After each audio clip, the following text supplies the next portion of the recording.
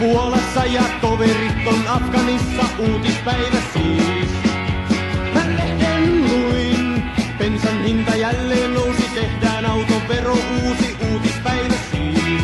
Paras aikoihin, uutista on monenlaista, maailma on tosiaankin kaista. Mä lehden luin, kahakoita Iranissa, huonosti on Englannissa, uutispäivä siis. Keksimällä keksitty taas on jokin laki, uusi uutispäivä siis. Paras aikoihin, uutista